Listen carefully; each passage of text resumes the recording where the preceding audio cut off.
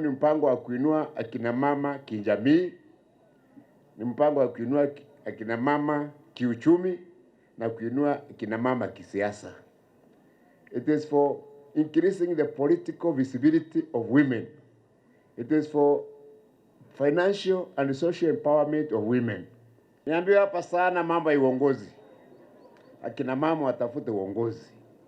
Na tuongee tu mambo ya uongozi wa siasa. Hapo kwa kanisa tungetaka kusikia kuna mama ambaye ni chairman wa kanisa. Hata huo ni uongozi, si ndio? Kwa primary school tungetaka kusikia kuna mama ambaye ni chairman wa kamati ya shule. Pale bunauza kahawa tungetaka kusikia kuna mama ambaye ni chairman wa coffee factory. Tuliamwe uongozi wa jamii, hata huo ni uongozi. Kwa sako, ukiangalia sako nyingi, viongozi ni nani? Si wanaume. Hata huko tungetaka kusikia kuna mama ambayo ni chairman wa sako fulani na nyingine. Lakini hata kwa siasa, mnaona yule msichana anaitwa Mugure.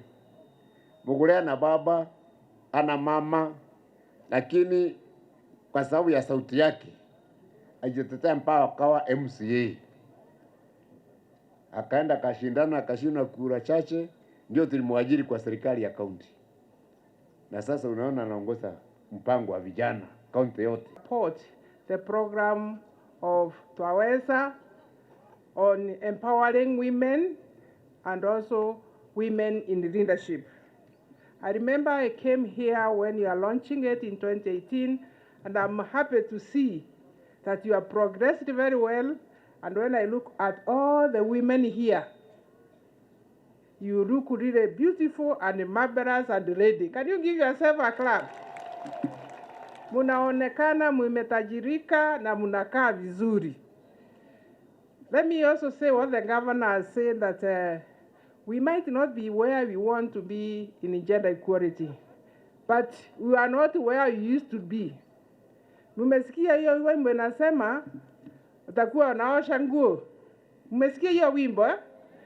And also, of course, you have to clean when he vomits and all that. Nobody does that now, which means we can change the way things are. And that's why I want to encourage you as my sisters that I really appreciate this opportunity to come and witness what the First Lady is doing with the support of His Excellency the Governor.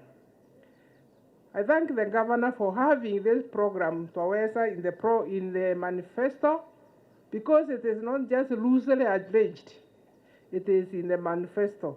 So I thank you very much, Your Excellency. Even as you move to the next phase, the next 5 years, this program is entrenched with the lessons that we have gathered from the last 5 years.